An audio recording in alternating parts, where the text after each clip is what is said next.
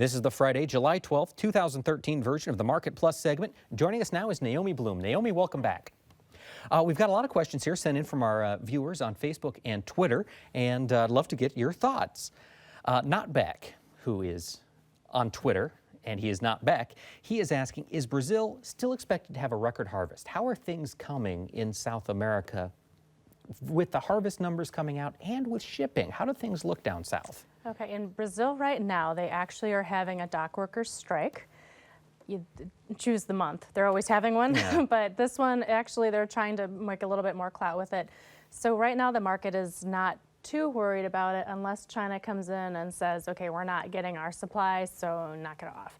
So it's one of those things to keep an eye on. But as far as their production, yeah, they had a real great year for crop and a record year. So that is something that's keeping resistance on the global prices in general and keeping the global stocks higher. So it's going to be a factor that makes the market not have to just really rally and take off to the upside. It's just sort of an overhanging cloud on the market as we get up to those highs. Yeah, I would agree with that statement. Okay. Now, as we talk about transportation, as we talk about all of the things that we use oil for, we mentioned crude oil earlier on the show, touching highs, recent highs. Where's the crude oil market headed? Is this all just predicated on fear in Egypt and the Middle East for right now? Yes, it is. We have supplies right now globally that are, and even in the United States, ample supplies. The same type of supplies that we had when crude oil was $35 a barrel. And demand is strong, without a doubt, but we have a lot of supply. So probably realistically, with inflation and things like that, $70 would be an appropriate price for crude. However, we have this Middle East premium and craziness, and then you get some technical buying that pushed the market up to some recent highs. So we're overbought now technically. We'll probably see the market set back, but now support is $100. So that stinks, because now when we set back and have a correction, that might only be a point where we shoot off higher from again, depending on what's happening in the Middle East.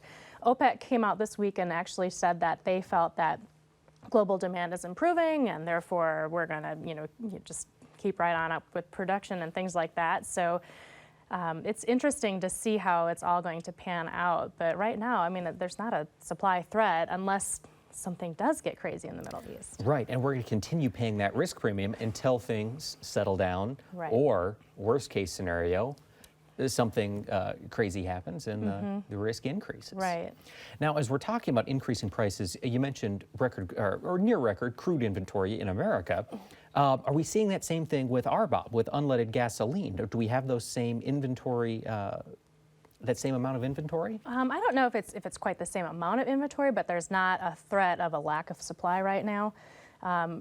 The gasoline prices have stayed low, but now we're seeing the futures market rally just because the crude oil market is rallying. So the energies are kind of all moving up higher together. There was some thoughts too that demand in the United States for gasoline would pick up also.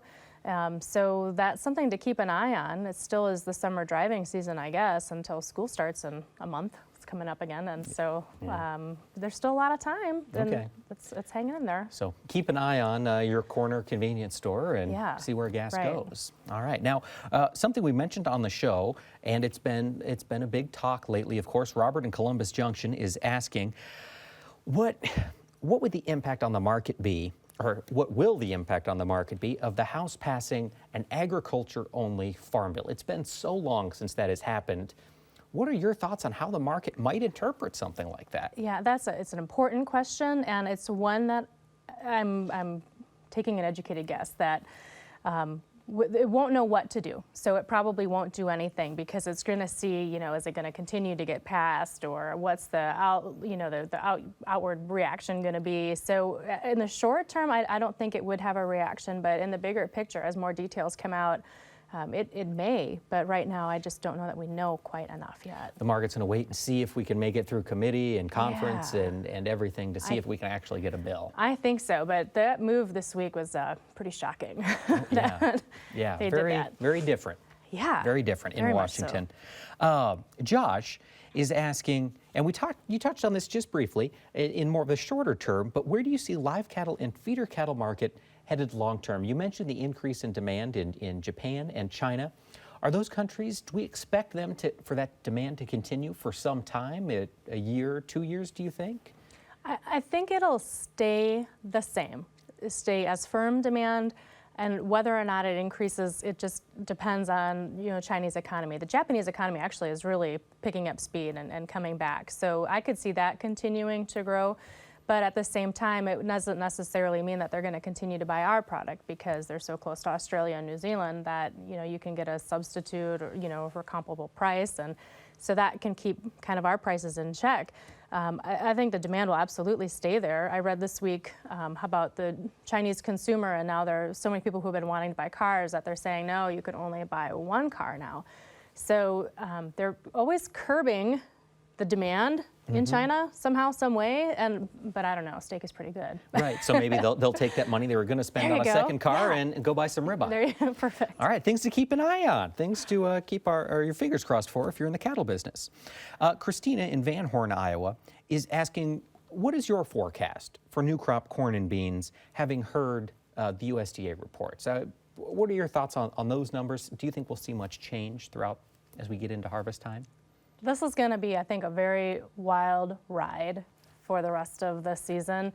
Darren Newsom, I love reading his columns. He's so outspoken about his beliefs, and I'm so thankful that he uses his words as well as he does, as I think he's right on.